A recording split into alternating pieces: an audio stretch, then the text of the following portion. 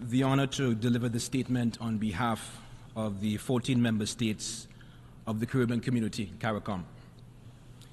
Mr. President, every year the membership of the United Nations, through its support for the resolution entitled Necessity of Ending the Economic, Commercial, and Financial Embargo imposed by the United States of America against Cuba, calls for the removal of illegal measures that have yet to find any legitimate justification.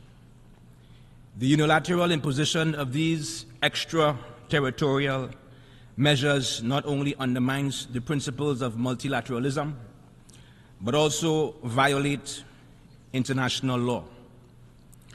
Within this vein, Mr. President, we reiterate that the principles set forth in the Charter of the United Nations, namely sovereignty, non-interference, non-intervention, and the maintenance of friendly relations among states, remain pillars of our civilized society and must be applied, upheld, and adhered to equally by every member state.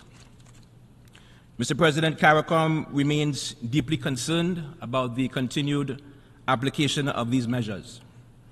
The debilitating consequences continue to unjustly burden the everyday lives of the Cuban people and impede the socio-economic development of the nation. The recent collapse, Mr. President, of Cuba's national grid is symbolic of the severe limitations that persist as a result of the embargo, including restricted access to fuel imports, which has placed immense strain on Cuba to maintain its power grid. Mr. President, membership in these United Nations signifies that states agree to uphold the Charter of the United Nations.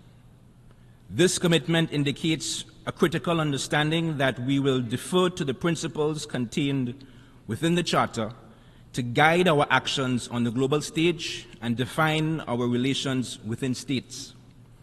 This is how we safeguard effective multilateralism, friendly relations, and peaceful coexistence. No single state has the authority to circumvent these principles or exploit them for national ambitions, particularly when such actions are in violation of international law and a variance with the will of the international community. Within this context, Mr. President, CARICOM echoes the calls of the international community for states that have and continue to apply laws and measures that violate the Charter of the United Nations and international law to take the steps necessary to repeal or invalidate them as soon as possible in accordance with their legal regime. We further repeat, Mr. President, our call for Cuba to be removed from the U.S. Department of State's list of countries deemed to be state sponsors of terrorism.